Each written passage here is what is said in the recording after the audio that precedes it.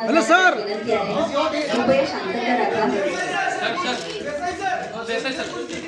आरोग्यम जनसंपदा असं म्हणत आज आपण या दीपाला या परमेश्वराला साकडं धरूया की यापुढे कुठल्याही प्रकारचं संकट आरोग्याशी संबंधित येऊ दे नको, म्हणून हा दीप आपण प्रज्वलित केलेला आहे. मंत्री आदित्यजी ठाकरे आता दीप प्रज्वलित करत आहेत.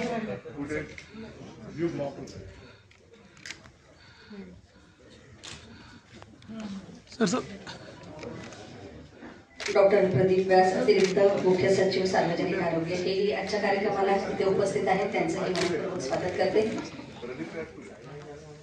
स्वतः आयुक्त डॉक्टर चहल सर दीप प्रज्वलित करत आहेत.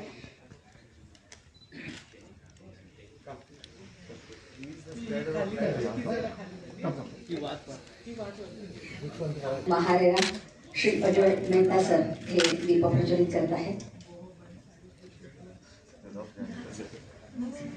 मी प्रकाशित होईल. फोटोग्राफर मुख्यमंत्री उद्धवजी ठाकरे साहेब इथे उपस्थित झालेले आहेत. त्यांचं टाळ्यांनी आपण जोरदार स्वागत करूया. आयुक्त चार साहेबांना मी विनंती करते की माननीय मुख्यमंत्री साहेबांचं आपण इथे स्वागत करतो आहे. अरे फोटोग्राफर सन्माननीय रश्मीताई उद्धव ठाकरे यांचंही आपण इथे मनपूर्वक स्वागत करूया. राज्याचे पर्यावरण पर्यटन राज्य शिष्टाचार मंत्री तथा मुंबई उपनगर जिल्हा पालकमंत्री श्री आदित्य ठाकरे साहेबांचं इथे आपण स्वागत करूया.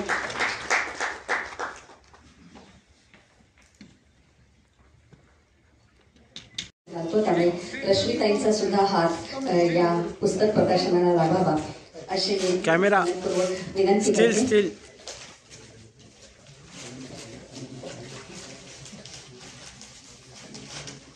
इक्बाल सिंह चहल कोविड वॉरियर या पुस्तकाचं आता प्रकाशन होते. कोविड-19शी दिलेला आपण महत्त्वपूर्ण लढा आयुक्त या नेत्याने इक्बाल सिंह चहल आणि त्यांची टीम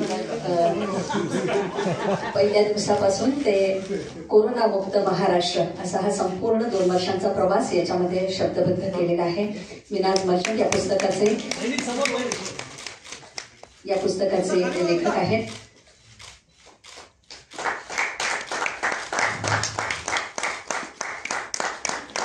आरोग्य विरोधात असलेलं हे युद्ध आणि त्याच्यावर मिळालेला यशस्वी लढा आणि मान याचा शब्दबद्ध केलेला हा सुंदर प्रवास या पुस्तकामध्ये लिहिला गेलेला आहे.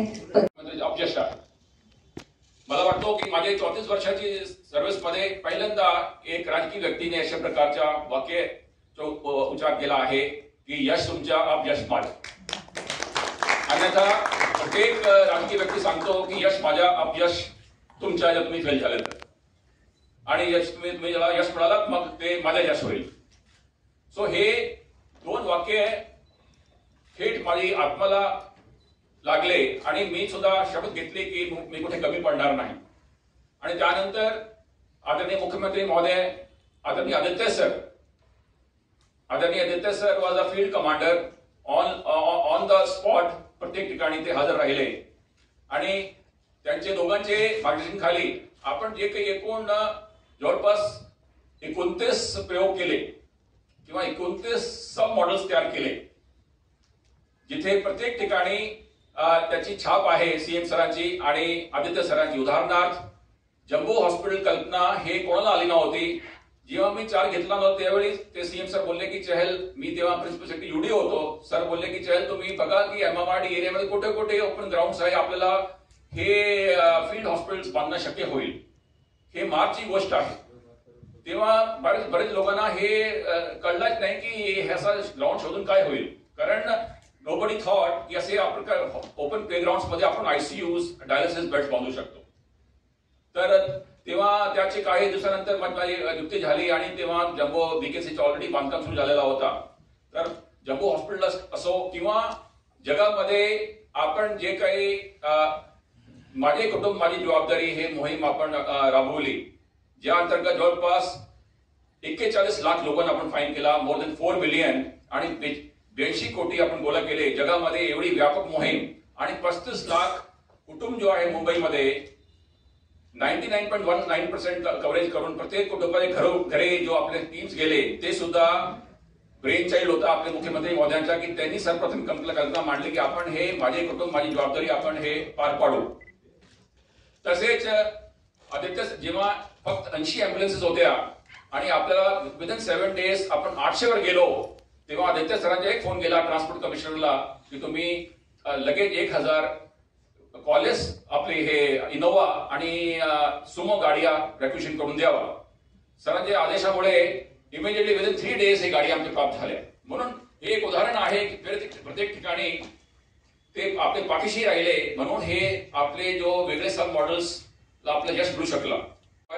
Chase the patient, online dashboard for bed allotment, त्यानंतर जे काही आपला क्रिमेटोरियम्स आहे त्याचा डॅशबोर्ड, त्यानंतर टेस्ट आपल्या जगामध्ये आज सुद्धा मागचे जवळपास 23 महिन्यापासून मुंबई एकच असं शहर आहे होल वर्ल्ड जिथे टेस्ट रिपोर्ट कोविड पॉझिटिव्हची पेशंटला डायरेक्ट मिळत नाही. आणि हे पॉझिटिव्ह टेस्ट रिपोर्ट फक्त बीएमसी कडे येते आणि आपले वॉर्डवरून पहाटे 8 वाजता डिक्लेअर करतात कोण पॉझिटिव्ह आहे. हे एवढा धाडसी निर्णय जो साहेबांची आश्वासन आपण घेतला हे जगामध्ये आजपर्यंत एकही शहराने आपल्याला कॉपी केला नाही कारण याच्यामध्ये रिस्क खूप होती की आपण पेशंटला रिपोर्ट द्यायची नाही डायरेक्ट. आणि this is only one example in whole world जिथे patients are not getting covid report directly positive reports. आणि आपण बीएमसी मार्फत जवळपास 11.25 लाख अशी रिपोर्ट हँडल केल्या. आणि एक अभिमानाची गोष्ट आहे की not even single report went missing till today. अन्यथा काही रिपोर्ट ज्या मिसिंग झाल्या असत्या तर आणि व्यक्तीचा ट्रीटमेंट झाला नसता आणि ते मेला असता त्यांच्या रिलेटिव्हने आपला सूट केला असता. परंतु वी वर्क विथ 100.0% एफिशियन्सी. त्यानंतर जे काही धारावी पॅटर्न आहे किंवा आपण म्युनिसिपल ऑडिटर्स लावले किंवा coviddialysis.com आपण मॉडेल केला किंवा उबर ब्लड अँब्युलन्सेस आपण 1000 ताफा उभा केला. त्यानंतर जे काही खासगी हॉस्पिटल्सला आपण 144 हॉस्पिटल आपण आपल्या बीएमसी डॅशबोर्डवर आणला आणि अक्षरशः त्यांची आपण अलॉटमेंट ऑफ बेडची पॉवर्स काढून घेतल्या. त्यानंतर जे काही आपलं ऑक्सिजन मॉडेल होता ऑक्सिजन मॅनेजमेंट मॉडेल जिथे माननीय सर्वोच्च न्यायालयाने कौतुक केला बीएमसीच्या ऑक्सिजन मॉडेल बद्दल. याशिवाय जे वॅक्सिनेशन मॉडेल आपण तयार केला आज सुद्धा दिल्लीमध्ये सेकंड डोस 100% होऊ शकला नाही आणि आपण 2 महिने आधी कंप्लीट केला. त्याच्यामध्ये सुद्धा आदित्य ठाकरे सरांच्या सिंहाचा वाटा आहे कारण आपण जो मॉडेल अडॉप्ट केला की कॉर्पोरेट्सने पैसे द्यायचे, प्रायव्हेट हॉस्पिटल्सने वॅक्सिन खरेदी करायचे, ते फुकट बीएमसीला डायव्हर्ट करायचे आणि बीएमसीने ते स्लम एरियाजमध्ये ते वॅक्सिनेशन करायचं कारण आपण बीएमसी डायरेक्ट परचेस करू शकत नव्हती. सो या एक्सपेरिमेंटद्वारे आपण जवळपास 10 लाख वॅक्सिनेशन केले आणि म्हणून आपण एवढं लवकर हे आपण हे करू शकलो वॅक्सिनेशन. हे सुद्धा आदित्य सरांची कल्पना होती. दिस वॉज अनदर इनिशिएटिव्ह ज्याचा दुसरा पॅरल नाही देशामध्ये. याशिवाय आपण जे काही मिशन झिरो युनिव्हर्सल टेस्टिंग, त्यानंतर इतर आपण अशा प्रकारचे 29 प्रयोग केले आणि हे 29 प्रयोग मिळून कसा मुंबई मॉडेल झालेला आहे हे मुख्यतः हे पुस्तकामध्ये आपण त्याचा उल्लेख केला आहे. Chase the patient, online dashboard for bed allotment, त्यानंतर जे काही आपला क्रिमेटोरियम्स आहे त्याचा डॅशबोर्ड, त्यानंतर टेस्ट आपल्या जगामध्ये आज सुद्धा मागचे जवळपास 23 महिन्यापासून मुंबई एकच असं शहर आहे होल वर्ल्ड जिथे टेस्ट रिपोर्ट कोविड पॉझिटिव्हची पेशंटला डायरेक्ट मिळत नाही. आणि हे पॉझिटिव्ह टेस्ट रिपोर्ट फक्त बीएमसी कडे येते आणि आपले वॉर्डवरून पहाटे 8 वाजता डिक्लेअर करतात कोण पॉझिटिव्ह आहे. हे एवढा धाडसी निर्णय जो साहेबांची आश्वासन आपण घेतला हे जगामध्ये आजपर्यंत एकही शहराने आपल्याला कॉपी केला नाही कारण याच्यामध्ये रिस्क खूप होती की आपण पेशंटला रिपोर्ट द्यायची नाही डायरेक्ट. आणि this is only one example in whole world जिथे patients are not getting covid report directly positive reports. आणि आपण बीएमसी मार्फत जवळपास 11.25 लाख अशी रिपोर्ट हँडल केल्या. आणि एक अभिमानाची गोष्ट आहे की not even single report went missing till today. अन्यथा काही रिपोर्ट ज्या मिसिंग झाल्या असत्या तर आणि व्यक्तीचा ट्रीटमेंट झाला नसता आणि ते मेला असता त्यांच्या रिलेटिव्हने आपला सूट केला असता. परंतु वी वर्क विथ 100.0% एफिशियन्सी. त्यानंतर जे काही धारावी पॅटर्न आहे किंवा आपण म्युनिसिपल ऑडिटर्स लावले किंवा coviddialysis.com आपण मॉडेल केला किंवा उबर ब्लड अँब्युलन्सेस आपण 1000 ताफा उभा केला. त्यानंतर जे काही खासगी हॉस्पिटल्सला आपण 144 हॉस्पिटल आपण आपल्या बीएमसी डॅशबोर्डवर आणला आणि अक्षरशः त्यांची आपण अलॉटमेंट ऑफ बेडची पॉवर्स काढून घेतल्या. त्यानंतर जे काही आपलं ऑक्सिजन मॉडेल होता, ऑक्सिजन मॅनेजमेंट मॉडेल, इथे माननीय सर्वोच्च न्यायालयाने कौतुक केला बीएमसीच्या ऑक्सिजन मॉडेल बद्दल. याशिवाय हे जे वॅक्सिनेशन मॉडेल आपण तयार केला, आज सुद्धा दिल्लीमध्ये सेकंड डोस 100% होऊ शकला नाही आणि आपण 2 महिने आधी कंप्लीट केला. त्याच्यामध्ये सुद्धा आदित्य ठाकरे सरांच्या सिंहाचा वाटा आहे, कारण आपण जो मॉडेल अडॉप्ट केला की कॉर्पोरेट्सने पैसे द्यायचे, प्रायव्हेट हॉस्पिटल्सने वॅक्सिन खरेदी करायचे, ते फुकट बीएमसीला डायव्हर्ट करायचे आणि बीएमसीने ते इस्लाम एरियाजमध्ये ते वॅक्सिनेशन करायचं, कारण आपण बीएमसी डायरेक्ट परचेस करू शकत नव्हती. सो या एक्सपेरिमेंटद्वारे आपण जवळपास 10 लाख वॅक्सिनेशन केले आणि म्हणून आपण एवढं लवकर हे करू शकलो वॅक्सिनेशन. हे सुद्धा आदित्य सरांची कल्पना होती. दिस वॉज अनदर इनिशिएटिव्ह ज्याचा दुसरा पॅरल नाही देशामध्ये. याशिवाय आपण जे काही मिशन झिरो युनिव्हर्सल टेस्टिंग, त्यानंतर इतर आपण अशा प्रकारचे 29 प्रयोग केले आणि हे 29 प्रयोग मिळून कसा मुंबई मॉडेल झालेला आहे हे मुख्यतः हे पुस्तकामध्ये आपण त्याचा उल्लेख केला आहे. म्हणजे अपयश आहे. मला वाटतो की माझ्या 34 वर्षाची सर्व्हिसमध्ये पहिल्यांदा एक राजकीय व्यक्तीने अशा प्रकारच्या वाक्याचा उच्चार केला आहे की यश तुमच्या अपयश माझं. अन्यथा प्रत्येक राजकीय व्यक्ती सांगतो की यश माझ्या अपयश तुमच्या, जर तुम्ही फेल झाले तर, आणि यश तुम्ही ज्याला यश मिळालं मग ते माझ्या यश होईल. सो हे 2 वाक्य थेट माझी आत्माला लागले आणि मी सुद्धा शपथ घेतली की मी कुठे कमी पडणार नाही. आणि त्यानंतर आदरणीय मुख्यमंत्री महोदय, आदरणीय Aditya sir was a field commander on the spot. प्रत्येक ठिकाणी ते हजर राहिले आणि त्यांचे दोघांचे मार्गदर्शनाखाली आपण जे काही एकूण जवळपास 29 प्रयोग केले किंवा 29 सब मॉडेल्स तयार केले, जिथे प्रत्येक ठिकाणी त्याची छाप आहे सीएम सरांची आणि आदित्य सरांची. उदाहरणार्थ जम्बो हॉस्पिटल कल्पना हे कोणाला आली नव्हती. जेव्हा मी चार्ज घेतला नव्हता त्यावेळी ते सीएम सर बोलले की चहल, मी तेव्हा प्रिन्सिपल सेक्रेटरी यूडी होतो, सर बोलले की चहल तुम्ही बघा की एमएमआरडी एरियामध्ये कुठे कुठे ओपन ग्राउंड्स आहे, आपल्याला हे फील्ड हॉस्पिटल्स बांधणं शक्य होईल. हे मार्चची गोष्ट आहे. तेव्हा बरेच लोकांना हे कळलंच नाही की ह्याचा ग्राउंड शोधून काय होईल, कारण नोबडी थॉट की असे आपण ओपन प्लेग्राउंड मध्ये आपण आयसीयूज, डायलिसिस बेड्स बांधू शकतो. तर तेव्हा त्याचे काही दिवसानंतर माझी नियुक्ती झाली आणि तेव्हा जम्बो बीकेसीचं ऑलरेडी बांधकाम सुरू झालेला होता. तर जम्बो हॉस्पिटल असो किंवा जगामध्ये आपण जे काही माझे कुटुंब माझी जबाबदारी हे मोहीम आपण राबवली, ज्या अंतर्गत जवळपास 41 लाख लोकांना आपण फाईन केला, मोर दॅन 4 बिलियन आणि 82 कोटी आपण गोळा केले. जगामध्ये एवढी व्यापक मोहीम आणि 35 लाख कुटुंब जो आहे मुंबईमध्ये 99.19% कव्हरेज करून प्रत्येक कुटुंबाचे घरे जो आपले टीम्स गेले, ते सुद्धा ब्रेन चाइल्ड होता आपले मुख्यमंत्री महोदयांचा की त्यांनी सर्वप्रथम कल्पना मांडली की आपण हे माझे कुटुंब माझी जबाबदारी आपण हे पार पाडू. तसेच आदित्य जेव्हा फक्त 80 अँब्युलन्सेस होत्या आणि आपल्याला विदिन 7 डेज आपण 800 वर गेलो, तेव्हा आदित्य सरांचा एक फोन गेला ट्रान्सपोर्ट कमिशनरला की तुम्ही लगेच 1000 कॉलेज आपले हे इनोवा आणि सुमो गाड्या रेक्विशन करून द्यावा. सरांच्या आदेशामुळे इमिजिएटली विदिन 3 डेज हे गाडी आमच्या प्राप्त झाल्या. म्हणून हे एक उदाहरण आहे की प्रत्येक ठिकाणी ते आपले पाठीशी राहिले, म्हणून हे आपले जो वेगळे सब मॉडेल्स आपलं यश मिळू शकलं.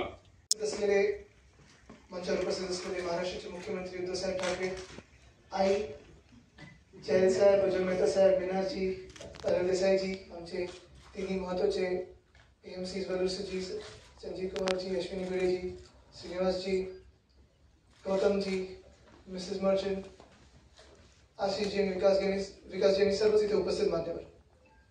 खरं तर मुख्यमंत्री आणि म्युनिसिपल कमिशनरच्या मध्ये बसल्यानंतर कळत नाही मास्क घालावे की काढावे. कारण मुंबईचा पालकमंत्री बघितल्यानंतर म्युनिसिपल कमिशनर कडून फीडबॅक घ्यावा की मुख्यमंत्र्यांचे आदेश ऐकावे ह्याच्या थोडी गडबड असतेच. आज खरं तर मी बोलणार नव्हतो कारण मला माहित नाही किती वेळ होता काय होता, पण Minaj, I can only say one thing. The book has come out fantastically well. I had an occasion of going through it, and it obviously, makes you relive all the memories back then. Not the happiest of them, but of course, a turning point which is very, very crucial.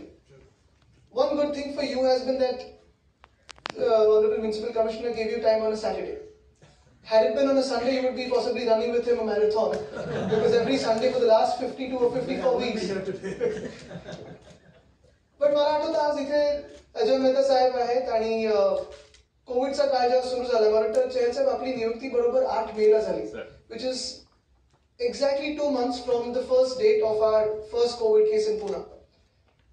आणि हे खूप वेळा माझं बोलून झालं, पण ती आठवण अजूनही ऑफकोर्स विसरू शकत नाही, विसरावी नाही. चांगली काही आठवण नाही, पण तरी देखील आठवण सांगण्याची महत्वाची आहे, कारण 8 मार्चला आपलं बजेटचं सादरीकरण झालं अर्थसंकल्पाचं, आणि 9 मार्चला जेव्हा आम्ही असंच हाऊसमध्ये फिरत असताना आमचं विधानभवनाचं असेंब्ली सुरू होती, आजूबाजूला काय काय चाललंय बघत होतो, हाऊसमध्ये आत बाहेर आम्ही सतत करत असतो, आणि सहज गप्पा मारता मारता आम्ही मुख्यमंत्र्यांच्या कॅबिनच्या दिशेने गेलो आणि विचारलं की सीएम साहेब कुठे आहेत. तेव्हा मला सांगितलं गेलं की नाही, सीएम साहेब एका महत्वाच्या बैठकीत आहेत, आणि कॉन्फरन्स रूम लॉक केली. सहसा असं कधीच नसतं की मुख्यमंत्र्यांची चेंबर कधी लॉक असतं. मला आत कोण कोण आहे, किती महत्वाची बैठक आहे. नाही, मुख्यमंत्री महोदय आहेत, उपमुख्यमंत्री महोदय आहेत, आरोग्य मंत्री आहेत, CS आहेत, आणि 3-4 डॉक्टर्स महत्वाचे तिथे आहेत. आणि मला त्याच वेळी कळलं की हे कोविड पत्र असतं, कारण मी पण तेव्हा SMS वर बघत होतो, काही आमच्या पत्रकार मित्रांनी मला पाठवलेलं की पुण्यात एक कोविडची केस सापडली. आणि त्यावेळीपासून व्हिडिओ कॉन्फरन्सेस असतील, त्यावेळीपासून अनेक वेगळ्या गोष्टी असतील, पण त्याच वेळी मला आठवतं ती बैठक संपली. त्यावेळी डिव्हिजन कमिशनर पुणे त्यावेळी VC वर होते. त्यांनी सांगितलं की आम्ही मिनी लॉकडाऊन लावत आहोत, जे हॉस्पिटल आहे त्याला आयसोलेशन मध्ये करत आहोत, त्याचं पेरिमीटर बंद करत आहोत. आणि त्या बैठकीतून आल्यानं लक्ष हे मुंबईवर होतं, आणि त्याचा जेव्हा जेव्हा आमच्याकडे टीम्स यायच्या, केंद्रातून यायच्या, तेव्हा जे एस्टिमेट्स होते ते असे होते की 4 लाख लोकांना कोविड होऊ शकतो, 5 लाख लोकांना कोविड होऊ शकतो. आणि तेव्हा सिम्टमॅटिक एसिम्टमॅटिक याच्यात फरकच नव्हता माहिती आपल्याला. म्हणजे बेड्स 4 लाख निर्माण करायचे, कुठून करायचे, कसे करायचे. त्यावेळी आपलं jumbo COVID care centre Worli असेल, NSC असेल, आपलं मग PKSC असेल, कांजूरमार्ग असेल, आम्ही सगळेच AMC त्यावेळी अश्विनीजी होते, आम्ही मग जयस्वाल साहेब होते, संजय कुमारजी आले, नंतर आपले वेलुसर साहेब होते, वेगळे आम्ही डिव्हिजन्स करून त्याच्यावर काम करत होतो. पण त्या दिवशी त्या संध्याकाळी जेव्हा निर्णय घेतला गेला, मला वाटतं 10:30-11 वाजलेले रात्री, आणि त्यावेळी आपल्याला फोन गेलेला की आपली तयारी आहे का म्युन्सिपल कमिशनर म्हणून येण्याची. आणि चर्चा खूप झाली त्याच्यानंतर, आणि मग सीएम साहेबांनी निर्णय घेतला की आपल्याला नवीन एक पर्स्पेक्टिव्ह आणायचा आहे, आणि आपण चहल साहेबांना अपॉइंट करू. ठीक आहे, दुसऱ्या दिवशी आपली अपॉइंटमेंट झाली. आपली भेट व्हायच्या आधी देखील मला वाटतं आपण फोनवर मला आणि सीएम साहेबांशी आपलं त्या पूर्ण आठवड्यात पाऊण तास चर्चा, 1-1 तास चर्चा व्हायची, काय करायला पाहिजे, कसं करायला पाहिजे.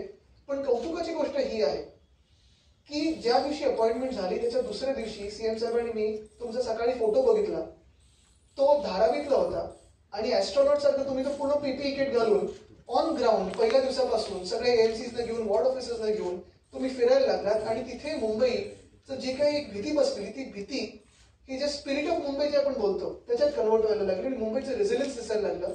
मुंबई पुन्हा एकदा त्याच्यातून बाहेर यायला लागली, हिंमत आपण जोडायला लागलो, आणि तो लढा द्यायला लागला. मला वाटतं ही खूप मोठी गोष्ट आहे. आणि तिथे दुसरे म्हणजे आमचे डॉक्टर गौतम बसलेले आहेत, त्यांचं देखील कौतुक करतो मी, कारण आपली अशीच एक महापौर बंगल्याला बैठक झाली, आणि आउटडोर बैठक होत असताना त्यावेळी पुन्हा एकदा चर्चा चाललेली की प्रायव्हेट हॉस्पिटल्सनी अजून दरवाजे बंद ठेवले, प्रायव्हेट हॉस्पिटल्स घेत नाहीत, प्रायव्हेट हॉस्पिटल्स या कोविडच्या लढ्यातून दूर आहेत. मुंबई जी घडली, मुंबईचा इतिहास जर आपण बघितला तर मुंबई ही नेहमी पब्लिक प्रायव्हेट पार्टनरशिपवर पुढे आलेली, आणि हे नेहमी मुंबईचं यश राहिले. मग राईट फ्रॉम म्युझियम्स असतील, टू आपलं रेल्वे असेल, टू वेगळ्या गोष्टी असतील, मुंबई ही पब्लिक प्रायव्हेट पार्टनरशिपचीच ताकद ही आपण मुंबईत बघितली. आणि म्हणून मुंबई ही सिटी ऑफ ड्रीम्स काय, मुंबईमध्ये ऑन्टरप्रिनर स्पिरिट काय, कारण मुंबईत प्रायव्हेट लोक आणि पब्लिक लोक, जेव्हा गव्हर्नमेंट आणि प्रायव्हेट लोक एकत्र येतात तेव्हा मुंबईची ताकद कळते, आणि ती स्वप्ननगरी बनते.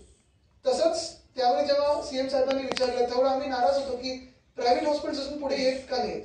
आणि त्यावेळी प्रायव्हेट हॉस्पिटल्सनी पण सांगितलं की ठीक आहे, पण आम्हाला पण कळत नाही की हाताळायचं कसं, काय करायचं, तुम्ही आम्हाला जबाबदारी घ्या. त्या दिवशी गौतमजींनी उभं राहून सांगितलं की हम तयार आहे, आप जो भी पेशंट भेजेंगे हम ले लेंगे उनको. आणि तिथपासून चित्र बदलायला.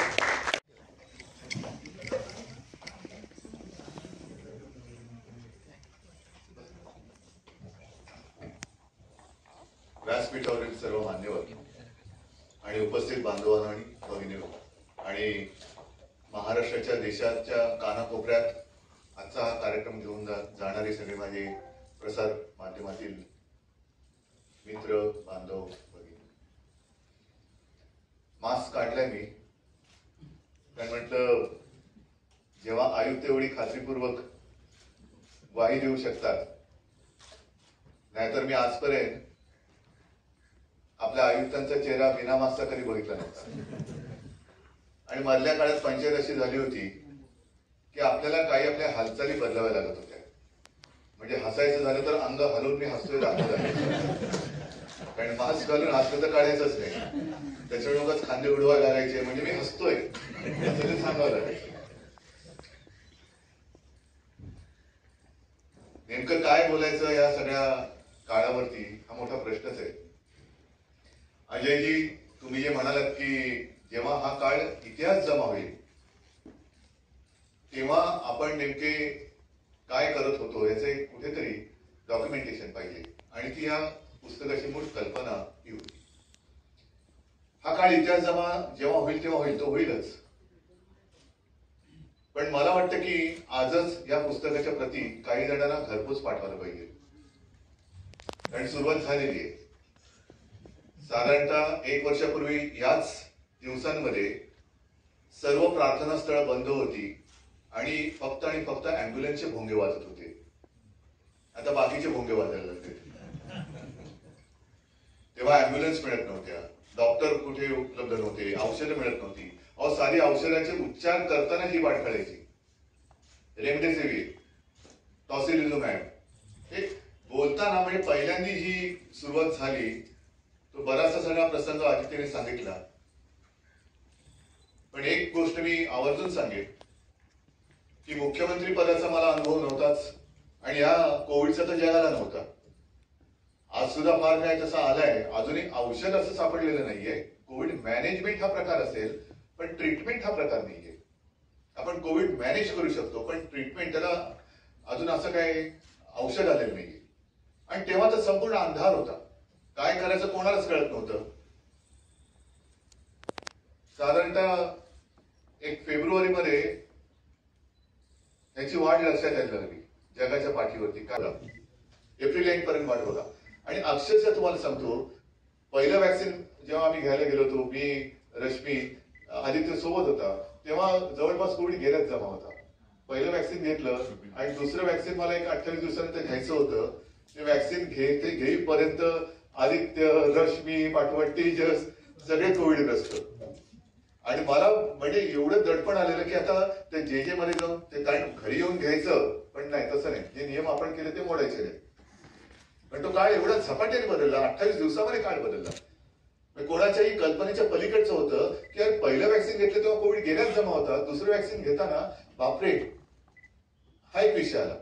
आणि तो जो एक काळ होता म्हणजे आदित्य आणि रश्मी एका खोलीमध्ये, तेजस एका खोलीमध्ये, मग आम्ही संध्याकाळी लॉन मध्ये शेजाऱ्याला भेटवत असं वरनं भेटायचं. ते वरती उभे, आम्ही खालती उभे. काय कसं काय तर नशीब आम्ही, आमचं नातं सगळ्यांना माहिती आहे. आता मुख्यमंत्री शेजाऱ्यांशी बोलतोय, तसं नाही झालं. पण आणि त्याच्यामध्ये सगळ्या भयानक बातम्या यायच्या की ऑक्सिजनचं शॉर्टेज आहे. आणि एक दिवस मला आठवते, सकाळ चेहल साहेबांचा फोन आला आणि हा खंबीर असणारा माणूस त्या दिवशी अक्षरशः फोनवरती रडत होता. अक्षरशः फोनवरती रडत होता. म्हटलं काय झालंय? तर मला म्हणाले, सर कालची रात्र माझ्या आयुष्यातली सगळ्यात भयानक रात्र होती. त्या रात्रीत काय चाललं होतं हे कानावरती येत होतं, पण चेहल सारखा माणूस फोनवरती रडत होता. सुदैवाने जे घडलं असतं ते टाळलं होतं कारण ऑक्सिजन मिळत नव्हता. ऑक्सिजनचा पुरवठा नीट नियमाने होत नव्हता. आणि त्यावेळेला मुंबईमध्ये जवळपास किमान 150 लोक ही ऑक्सिजन शिवाय मृत्युमुखी पडली असती. वेळेमध्ये चेहल आणि आपल्या सगळ्या टीमनी त्यांना शिफ्ट केलं, म्हणून ऑक्सिजन शिवाय एक सुद्धा मृत्यू आपल्याकडे घडला नाही. एक सुद्धा औषध घेणं, कारण औषधाचा तुटवडा. अहो पहिलं तर N95 मास्कच मिळत नाही. N95 मास्क काय हे लोकांना माहित नव्हतं. आणणार कुठून, मिळवणार कुठून? पीपीई किट कुठून आणायचे? पीपीई किट म्हणजे काय? मग त्याच्यामध्ये क्वालिटी काय? किती तो एवढा मायक्रोन मिळून काय असतं? आता हे कोणाला माहितीये की भोकं कोण बघत बसणार? ती दिसत ना, तो व्हायरस दिसत नाही, तो भोकं कुठून दिसणार पीपीई किट वरली? म्हणजे सगळं घालून मग त्याच्यामध्ये डॉक्टरांमध्ये एक दहशत होती, जे जनरल प्रॅक्टिस करतात त्यांच्यामध्ये दहशत होती. आणि ते खरं आहे, ते काही खोटं नाही की समजा समोरचा माणूस आला, तो कोविड पॉझिटिव्ह असला तर झालं, संपूर्ण संपलं आयुष्य. त्याच्यामध्ये त्यांना पहिले 95 मास्क द्या, त्यांना पीपी किट द्या, त्यांना त्यांच्या दवाखान्यामध्ये पाठवा. हे सगळं जे काही घडलेलं आहे हे मी अजून पुस्तक वाचलेलं नाही, कारण मला एवढं आवडलेली व्यक्ती नाही. ही तीच व्यक्ती आहे. माझे सगळे सहकारी अश्विनीजी आहेत, विकासजी आहेत, श्रीनिवास आहेत, संजीवजी आपण आहेत, वेलास सगळेच, ही तीच टीम आहे. पण त्या टीम वरती विश्वास टाकणं आणि तुम्ही हे करू शकता हा एक त्याच्यात हिंमत जाणवणं हे महत्वाचं काम होतं. आणि ते दिवस सगळे फार भयानक होते. म्हणजे पहिल्या प्रथम संजीवजी हम तो सिर्फ टीव्ही पर बात करते थे, आणि टीव्हीवर ते काही तेव्हा नागपूर त्या विभागाचे विभागीय आयुक्त होते. कंटेनमेंट झोन किती, पहिला मला असं वाटतं की 3 किलोमीटरचा होता, मग 1 किलोमीटरवर आला, मग करत करत करत करत इमारतीवरती आला, फ्लॅटवरती आला, खोलीवरती. म्हटलंय बरे आता टेबल, खुर्ची, चमचा, लिंबू कंटेनमेंट झोन. पण तेव्हा ह्या गोष्टी करायच्या कशा? कोण करणार? आज सगळं खूप चांगलं वाटतंय, पण त्यावेळेला खरोखर आपण सर्वांनी जे केलं आणि साहेब तुम्ही जे करून घेतलं सगळ्यांकडनं, हे काही वेळेला कडक राहणं गरजेचं होतं, काही वेळेला गोडी गुलाबी करून घेणं गरजेचं होतं. हे फार अवघड आहे. आणि म्हणून मी म्हटलं ना की इतिहास जेव्हा नोंद घेईल तेव्हा घेईल, पण आजच लोक विसरायला लागलेत की काय. ही एक मला म्हणजे गरज सुरू आणि वैद्य मरो अशी एक म्हण आहे आपल्यामध्ये. गरज सुरू बात हो गई, अभी क्या है, दवा लेना चाहिए, आप तो मैं ठीक होगी, आप आपकी जरूरत नहीं जाओ, असं नाही. आणि जो एक विचार माझ्या मनामध्ये होता तोही चेल साहेबांनी की स्पॅनिश फ्लू बरोबर एक 100 वर्षापूर्वी आला होता. 100 वर्षापूर्वी. आता त्याच्या आधी 100 वर्षापूर्वी काय आलं होतं का? कोणाकडे रेकॉर्ड नाही. 100 वर्षापूर्वी जो स्पॅनिश फ्लू आला होता, औषधं कोणती घेतली होती, वॅक्सिन आलं होतं का? काही नाहीये. फक्त तेव्हा आणि आता एकच साम्य आहे, मास्क. आणि मी हेच सांगितलं होतं की मास्क ही युद्धातली आपली ढाल आहे. जसे एक वार वाचवायला ढाल लागते, त्यावेळेला ढाल तलवार आहे. तलवार अजून हातामध्ये जशी आलेली नाहीये, पण ह्या कोविड पासून वाचवायला ढाल आपल्या हातात आलेली आहे. म्हणून मास्क वापरणं. आणि मग पहिल्या प्रथम जी एक गोष्ट होती की डॉक्टरांचा टास्क फोर्स, तो सुद्धा आधी आपण खूप विचार करून केला की शेवटी कोणाकडनं मार्गदर्शन घ्यायचं. कारण प्रत्येक डॉक्टरचं वेगवेगळं मत. कोण सांगायचं एससीक्यू घ्या. म्हणजे मला आठवते आपण वर्षावरती बैठका घेतल्या होत्या, अश्विनीजी तुम्ही सगळेच जण होते. आपल्यासमोर 2-3 प्रश्न असे होते की औषध द्यावं की न द्यावं. रस्टॉक्स घ्या, आर्सेनिक मालवम, आर्सेनिक घ्या. मग त्याच्यानंतर एससीक्यू द्या. बरं एससीक्यूचे साईड इफेक्ट काय आहेत का तेच कोणी विचार नाही केलेला. कारण त्याच्यामध्ये एक डॉक्टरने मला सांगितले की कृपा करून तुम्ही वाटू नका, कारण जर कोण कोमॉर्बिड असेल आणि झोपडपट्ट्यांमध्ये जर असेल, त्यांच्या आरोग्याचा कुठेही आपल्याकडे लेखाजोखा असं काही नाहीये. आणि त्याला जर का काही कार्डियक प्रॉब्लेम असेल, डायबिटीज असेल, तर कार्डियक अरेस्ट आज भी सबके सामने है. इसलिए थोड़ी देरी नहीं हो रही मेरी पुस्तक पढ़ने के लिए. नहीं पढ़ूंगा जरूर, मैं पढ़ूंगा, छोडूंगा नाही. प्रत्येक पान आणि पान मी वाचणार. पण हे कुठे एक त्याचं संकलन होणं हे फार महत्वाचं होतं. म्हणून मी म्हणताना की 50 वर्षांनंतर 100 वर्षानंतर गरज पडू नये, आवश्यकता येऊ नये. पण जर का आली तर महाराष्ट्रामध्ये काय काय घडलं होतं, मुंबईमध्ये काय काय घडलं होतं. आणि मुंबई धारावीमध्ये आपण कोविड तेव्हा काही नसताना कंट्रोलमध्ये आणला. हे कौतुक दुर्दैवाने आपल्या इथे लोकांना नाहीये, पण त्याचं जागतिक पातळीवरती कौतुक झालेलं आहे. मला वाटतं जयल साहेब ही जी काय आपली पद आहे, मुख्यमंत्री पद आहे, तुम्ही कमिशनर आहात, अजय मेहताजी चीफ सेक्रेटरी होते. अजय मेहतांचा खूप तेव्हा मला सपोर्ट होता. कारण अख्ख्या प्रशासनामध्ये ती काही मोजकी माणसं माझ्या परिचयाची होती जी महापालिकेत मला कॉन्टॅक्ट मध्ये होती. आणि त्यातले एक अजय मेहता. 4 वर्ष त्यांनी महापालिका आयुक्त असताना आमच्या सोबत तेव्हाही काम केलेलं, त्याच्या आधीही होते. पण तेव्हा म्हणून आम्हाला एकमेकांना माहिती होतं की आम्ही एक कार्यशैली कशी आहे. आणि तो जो काही काळ होता, जो आदित्यने सांगितला, चेल साहेबांनी सांगितलं की माझा एक दिवस अचानक फोन गेला. अचानकच्या आधी एक 8-10 दिवस आमची चर्चा चालायची काय करायला पाहिजे. कारण बेड्स मिळत नव्हते. प्रत्येक हॉस्पिटलला मला वाटतं आपण एक सेक्शनला IS ऑफिसर दिले होते. हॉस्पिटलमध्ये हॉस्पिटल मॅनेजमेंट, बेड मॅनेजमेंट, मग त्याचा तुम्ही तो डॅशबोर्ड केला, मग ते लोकांना कळलं पाहिजे की पेशंट घेऊन जायचं तर जवळच्या हॉस्पिटलमध्ये कुठे बेड उपलब्ध आहे. उगाच नाही तर एकतर अँब्युलन्सच नव्हत्या, आपण काही बेस्टची बसेसच्या अँब्युलन्सेस केल्या होत्या, मग ओला उबरच्या केल्या होत्या, असं काय काय काय काय सगळं आपण ते केलं. आणि त्याच्या आधी चर्चा करताना आम्ही हे ठरवत होतो की बदल केला पाहिजे, काहीतरी बदल तर झाला पाहिजे, जम्बो हॉस्पिटल उभं राहिलं पाहिजे. आणि अभिमानाने सांगेन की आपल्या बांद्रा कुर्ला कॉम्प्लेक्स मधलं पहिलं, देशातलं पहिलं जम्बो हॉस्पिटल हे आपण सुद्धा 15-16 दिवसात केलं. 15-16 दिवसात जम्बो हॉस्पिटल आतमध्ये गेल्यानंतर कोणाला कळणार नाही ही तात्पुरती सुविधा आहे.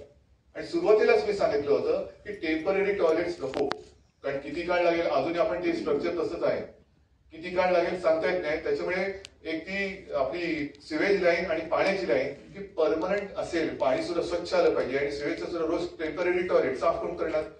पुन्हा त्यावेळेला हा एक प्रश्न होता की त्या मलमूत्रामधून सुद्धा कोविड पसरू शकतो, हे करणार कोण. तर ह्या सगळ्या सुविधा बोलणं आणि प्रत्यक्षात अंमलात आणणं ह्याच्यामध्ये काही वेळेला खूप अंतर असतं. हे अंतर तुम्ही मिटवून टाकलं आणि म्हणूनच आपण मुंबईची ही एक, नक्कीच मी म्हणेन, कोविडची यशोगाथा ही जगासमोर सादर करू शकतो.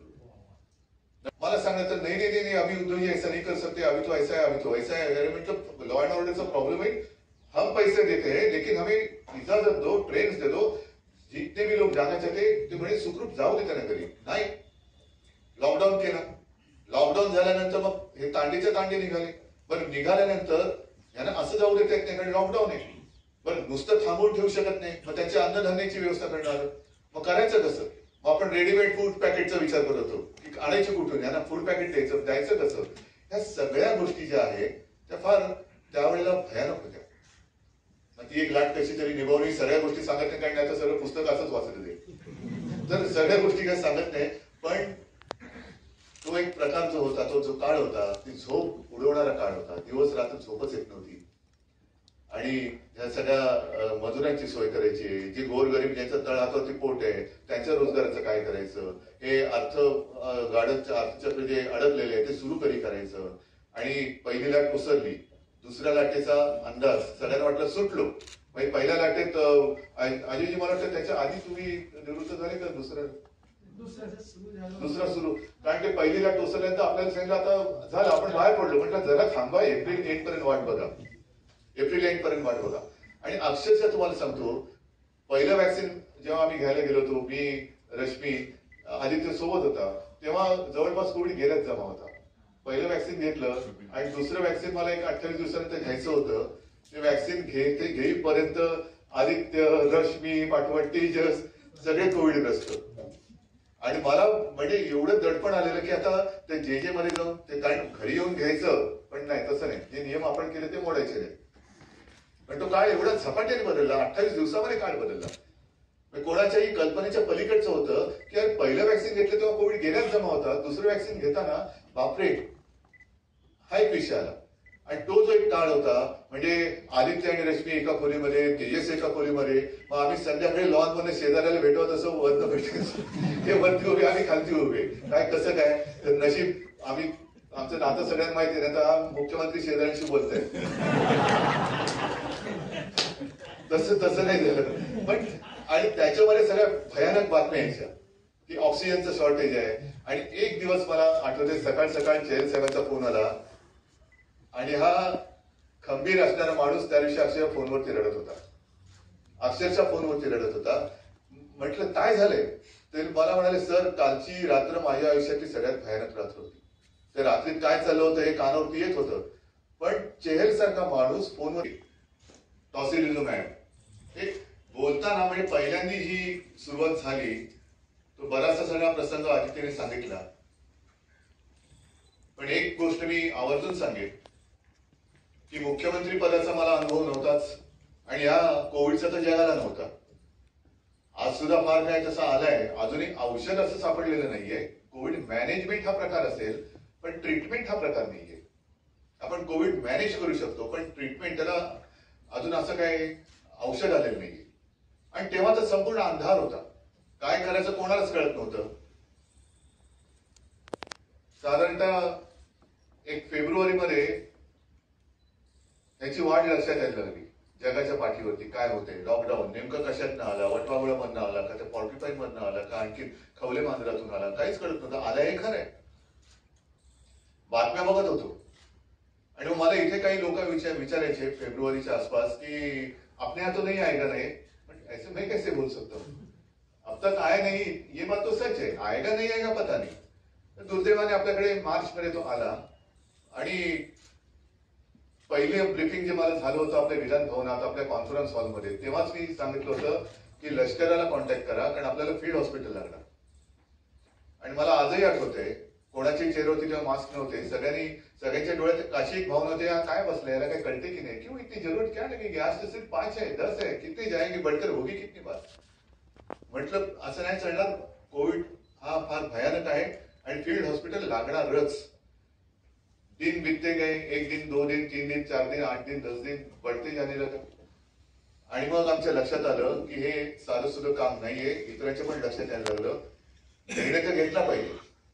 ठीक आहे चेहरे साहेब, तुम्ही सांगितलं की मी तुम्हाला एक सांगितलं आणि खरं आहे, हा माझा स्वभाव आहे की जर एखाद्या टीमला काम द्यायचं असेल तर टीमचा कॅप्टन मजबूत असायला पाहिजे. टीमचा कॅप्टनच जर का गर्भगडीत होऊन बसला तर टीम लढणार कशी.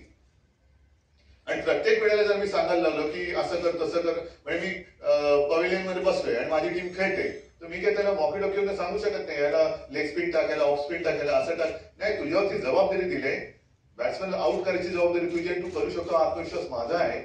तुमच्यामध्ये आत्मविश्वास जागवणं हे माझं काम मी केलं, हे मी माझं काम केलं. तर जर मुख्यमंत्री गर्भगडीत होऊन बसला असता तर अख्खं राज्य बसलं असतं. आणि तीच यंत्रणा आहे. मी काय चहल साहेब काय मी कुठून तरी बाहेरून परदेशातून मागवलेली व्यक्ती नाही, ही तीच व्यक्ती आहे. माझे सगळे सहकारी अश्विनीजी आहेत, विकासजी आहेत, श्रीनिवास आहेत, संजीवजी आपण आहेत, वेला सगळेच, ही तीच टीम आहे.